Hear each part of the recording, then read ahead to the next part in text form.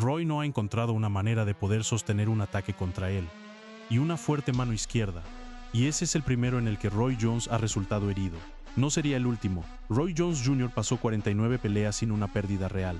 Tuvo títulos en 4 categorías de peso y venció a un peso pesado en 193 mels.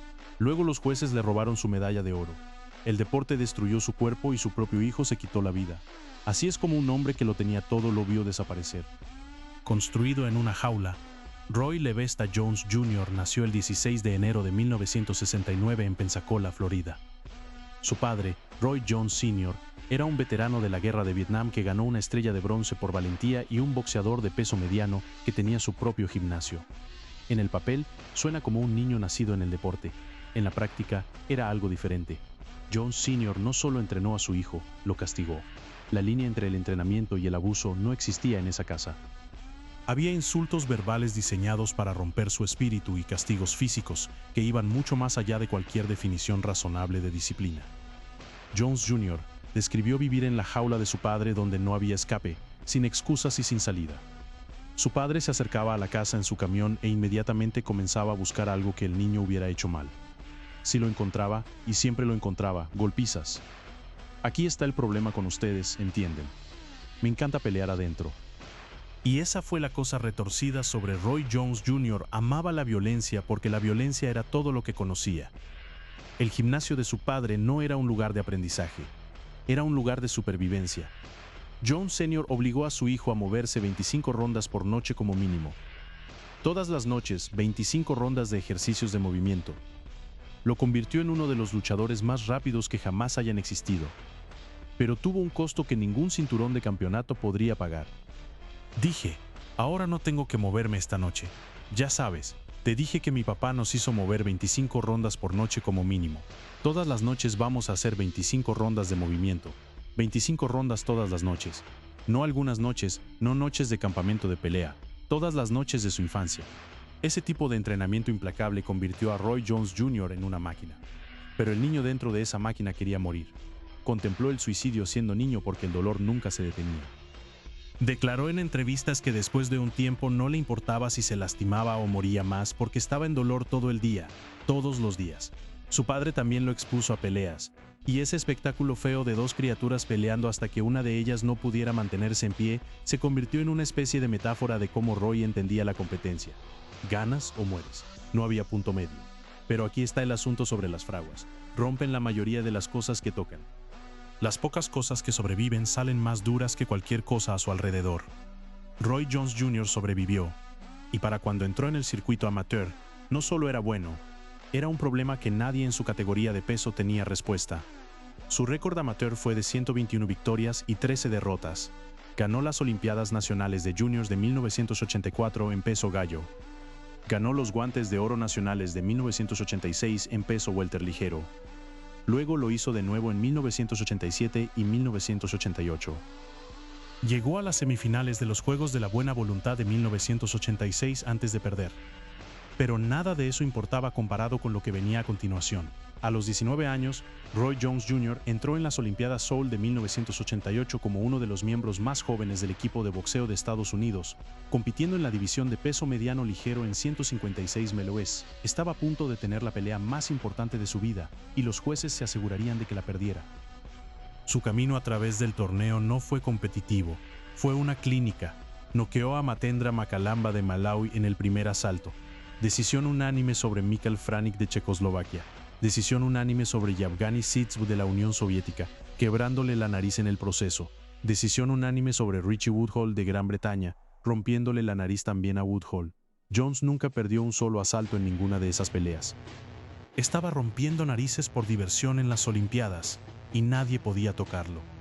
Luego vino la pelea por la medalla de oro el 29 de septiembre de 1988 en el gimnasio de estudiantes Jamsil en Seúl. Su oponente fue Park Sae-hoon, un peleador surcoreano de 23 años que representaba a la nación anfitriona. Lo que sucedió en ese ring y lo que sucedió en las tarjetas de puntuación fueron dos eventos completamente diferentes. Por cada estándar medible, Jones demolió a Park. Las estadísticas oficiales de puñetazos mostraron que Jones aterrizó 86 puñetazos a 32 de Park. Eso es casi 3 veces más golpes limpios. El desglose ronda por ronda fue aún más condenatorio. Primera ronda, 23 para Jones. Segunda ronda, 30-15. Tercera ronda, 36-14. Park recibió 2 conteos de 8 en pie y fue advertido 2 veces por el árbitro Aldo Leone. El comentarista de MC Marval Valer declaró en la transmisión que Park Se-Hoon había robado la pelea. Excepto que Park no robó nada. Los jueces lo hicieron. El veredicto fue una decisión dividida 3-2 para Park Se-Hoon. Los jueces de Hungría y la Unión Soviética puntuaron la pelea correctamente para Jones, ambos en 60-56. Los jueces de Marruecos y Uruguay puntuaron cada uno en 59-58 para Park. El juez de Uganda puntuó en 59-59, pero le dio la pelea a Park por agresividad, lo cual, considerando las estadísticas de puñetazos, es como dar el premio al mejor conductor a la persona que causó el choque. El árbitro Aldo Leone susurró a Jones en el ring: "No puedo creer que te hagan esto". Jones enterró su cabeza en una toalla para esconder sus lágrimas, pero aceptó la medalla de plata. Incluso Park Se-Hoon sabía que estaba mal. Levantó la mano de Jones en muestra de deportividad y la multitud abucheó porque todos en ese edificio sabían lo que acababa de suceder. Las consecuencias fueron rápidas. USA Boxing lo llamó una de las peores decisiones en la historia olímpica. Los 3 jueces pro Park fueron suspendidos por 6 meses por AEBA, el órgano rector del boxeo amateur. 2 de ellos, los jueces de Uruguay y Marruecos, fueron posteriormente prohibidos de por vida para participar en juzgamiento olímpico. El juez marroquí, Jawad Larbi, admitió después de la pelea que puntuó para Park para evitar avergonzar a la nación anfitriona, esperando de todos modos una victoria de Jones 4-1. Pensó que una mala tarjeta de puntuación no importaría. Se equivocaba. Una investigación de la CIO en 1997 no encontró evidencia concreta de soborno, pero en 1996, documentos Stasi de Alemania Oriental salieron a la luz sugiriendo que se habían hecho pagos para favorecer a los boxeadores surcoreanos en los Juegos Seoul. Ya sea que dinero cambió de manos o simplemente fue cobardía de jueces con miedo de puntuar en contra del equipo local, el resultado fue el mismo. Roy Jones Jr., que superó a su oponente 86-32, que nunca perdió una ronda en todo el torneo, que rompió las narices de 2 oponentes en su camino a la final, se fue a casa con una medalla de plata. La única consolación fue el trofeo Val Barker, otorgado al boxeador más técnicamente competente de los Juegos. Jones fue solo el tercer medallista no de oro en recibirlo. Era como decirle a alguien que fueron el mejor jugador en el Super Bowl, pero darle el trofeo al otro equipo. La pérdida contribuyó a la depresión y pensamientos suicidas que persiguieron a Jones durante años. Para un niño que ya quería terminar con su vida por el abuso de su padre, el robo olímpico no era solo una tarjeta de puntuación deficiente, era la confirmación de que el mundo estaba amañado en su contra. Y así se convirtió en profesional con una filosofía simple: si se lo dejas a los jueces, te lo quitarán. Mejor no dejar dudas. El intocable Roy Jones Jr. se convirtió en profesional el 6 de mayo de 1989, menos de 8 meses después de Seoul, e hizo una declaración de inmediato. Noqueó a Ricky Randall en la segunda ronda, luego noqueó al siguiente tipo y al siguiente y al siguiente. Sus primeras 15 peleas terminaron todas en noqueos. 15 hombres entraron al ring con Roy Jones Jr. y 15 hombres no llegaron a una tarjeta de puntuación. Después de lo que sucedió en Seoul, entiendes por qué no quería dejar que los jueces se acercaran a sus peleas. Para 1993, Jones había pasado 26 peleas invicto y era hora de un título mundial. La pelea del campeonato de peso mediano del IBF fue contra Bernard Hopkins el 22 de mayo de 1993. Hopkins no era pan comido, se convertiría en uno de los mejores pesos medianos de la historia, pero esa noche, Jones ganó una decisión unánime con puntuaciones de 116-112. Defendió ese cinturón 4 veces antes de vacanciarlo, porque la división de peso mediano ya no podía contener lo que Roy Jones Jr. se había convertido. Se mudó a supermediano y fue inmediatamente tras el nombre más grande disponible. James Toney estaba invicto, un mago defensivo con una boca que escribía cheques que su barbilla podía generalmente cobrar. El 18 de noviembre de 1994, Jones lo cobró para él. Ganó una decisión unánime y anotó un derribo, deponiéndolo a Toney en una actuación que le valió honores de peleador del año para 1994. Defendió el título de supermediano 5 veces con el tipo de espectacularidad que hizo que las personas olvidaran que estaban viendo un deporte y no una presentación. En una defensa contra Vinny Pacenza, Paci aterrizó 0 puñetazos en una ronda completa, mientras que Jones lo desarmó con su firme gancho izquierdo Capitán Hook desde una defensa de Philly Shell. 0 puñetazos por 3 minutos completos. Un boxeador profesional no podía aterrizarle un solo puñetazo a otro boxeador profesional parado justo enfrente de él. Eso debería ser fácil, aunque para nosotros era la forma más fácil de pelear porque por supuesto vas a recibir más golpes. Jones hizo que todo se viera fácil porque para él, pelear había sido la parte fácil desde que era un niño. La parte difícil fue la vida fuera del ring. Dentro de esas cuerdas tenía control total. Se ponía las manos detrás de la espalda y esquivaba puñetazos, burlándose de los oponentes mientras hacía que los boxeadores de élite se vieran como si estuvieran columpiándose a un fantasma. La multitud lo amaba. HBO lo amaba. El mundo del boxeo no había visto nada como Roy Jones Jr. desde Sugar Ray Leonard. Y algunos argumentaban que Jones era más rápido que lo que Leonard jamás fue. Sin embargo, si eres el mejor golpeador o el peleador más fuerte, vas a abrumar a la persona. Entonces, por eso nos encantaba. Y abrumar a la gente lo hizo. La división de peso semipesado fue la siguiente, y Jones la desmanteló pieza por pieza. Ganó el título interino del WBC en peso semipesado en 1996 contra Mike McClung con una decisión unánime. Luego vino la única mancha real en su registro antes de la decadencia. En 1997, Montel Griffin venció a Jones por descalificación cuando Jones lo golpeó después de un derribo. Era el tipo de pérdida que cuenta en el papel, pero no significa nada en la realidad, como recibir una multa por exceso de velocidad en un estacionamiento. Jones probó el punto en la revancha 3 meses después, noqueando a Griffin en la primera ronda. Conversación terminada. Jones luego fue en una carrera de unificación de títulos que convirtió la división de peso semipesado en su propiedad personal. Venció a Reggie Johnson por decisión unánime en 1999 para convertirse en el campeón indiscutible de peso semipesado. Venció a Lou Del Val en 1998 por decisión unánime por el cinturón de la WBA.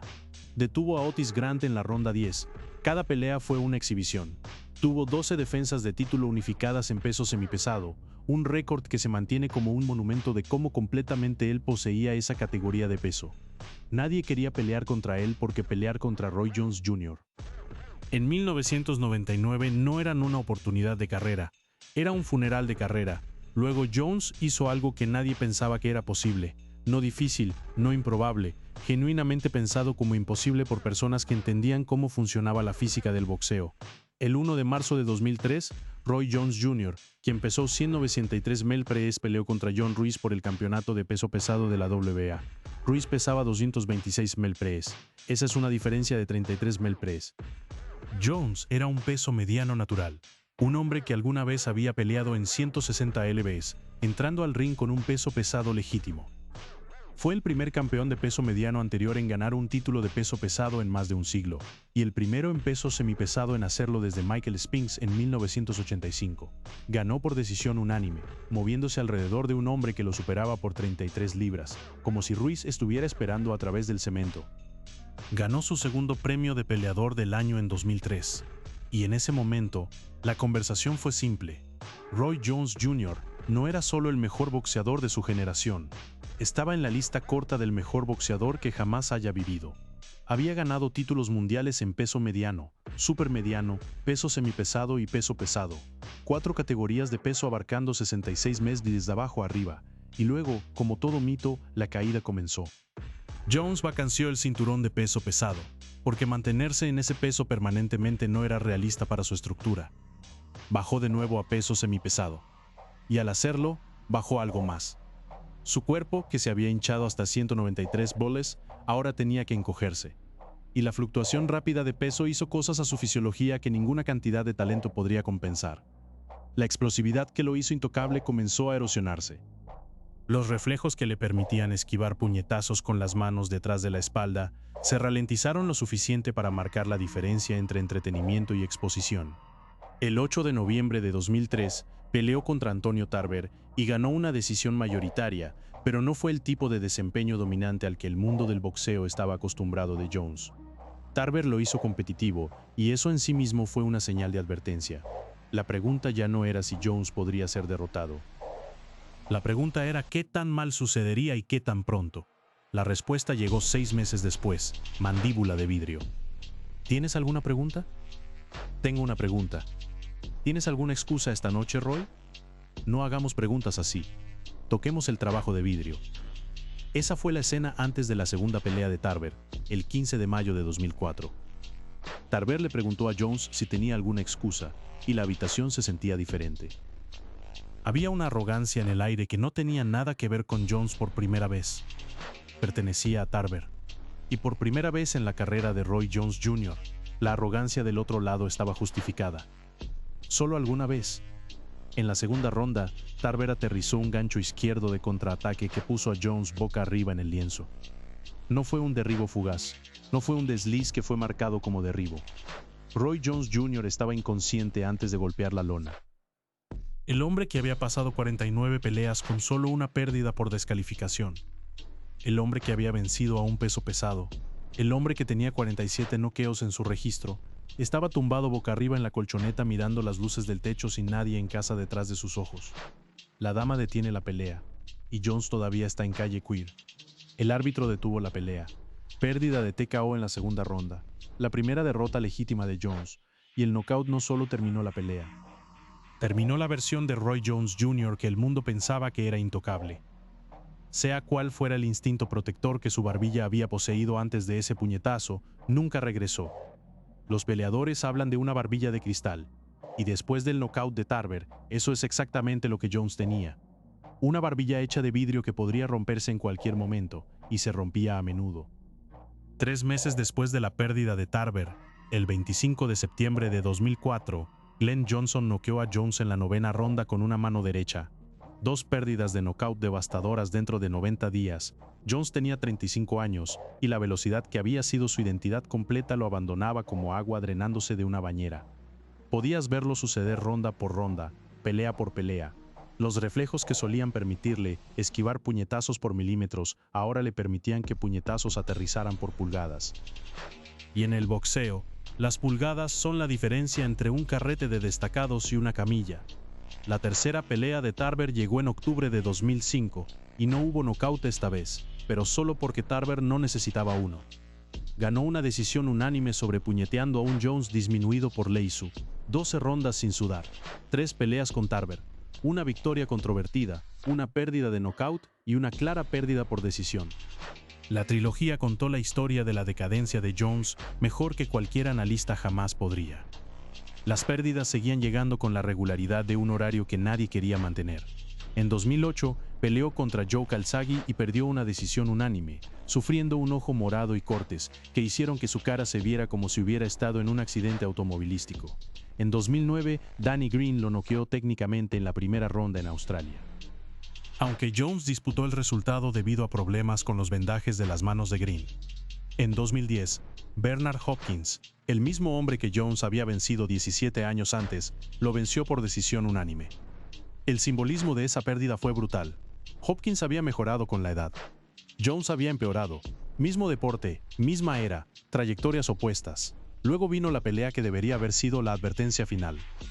El 21 de mayo de 2011, Denis Lebedev noqueó a Jones en la 10ª ronda, y las circunstancias de ese knockout fueron perturbadoras. Los reportes indicaron que Lebedev golpeó a Jones mientras se caía, un puñetazo que casi lo pone en coma. Esto ya no era competitivo. Esto era peligroso. Jones tenía 42 años y el deporte que una vez hizo que se viera como una danza ahora intentaba ponerlo en una cama de hospital, pero Jones siguió peleando. Recogió títulos menores en combates de bajo perfil y ganó lo suficiente para justificar continuar, al menos en su propia mente. En 2015, Enzo Maccarinelli lo noqueó con un brutal uppercut que lo dejó inconsciente nuevamente. Se desgarró el bíceps en 2016, y su última pelea profesional fue una victoria por decisión unánime sobre Scott Sigman en febrero de 2018, cuando Jones tenía 49 años, y peleaba con un bíceps desgarrado porque aparentemente eso es lo que haces cuando no sabes cómo ser nada más que un peleador. Después de comenzar su carrera 49 y 1-1 siendo una descalificación sin sentido, Jones terminó con 10 pérdidas y 5 paradas. Los números te dicen qué pasó. Los videos destacados de sus pérdidas te dicen cómo se veía, y ninguno es una visualización agradable. Pero el daño físico de los puñetazos fue solo la capa de superficie de lo que todos esos años en el ring le hicieron. Para 2011, Jones ya estaba buscando tratamiento experimental para problemas de equilibrio relacionados con trauma cráneoencefálico. Trabajó con el quiropráctico Dr. Charles Simovich para intentar rehabilitar el movimiento óseo craneal como una forma de sanar de conmociones cerebrales. El hecho de que un antiguo campeón libra por libra estuviera visitando a un quiropráctico para tratamientos experimentales de trauma cerebral, mientras aún estaba peleando activamente, te dice todo lo que necesitas saber sobre cómo el deporte trata a sus veteranos. Expertos como el Dr. Tad Seaford advirtieron que los boxeadores mayores de 40 enfrentan riesgos significativamente elevados de daño cognitivo y lesión cerebral.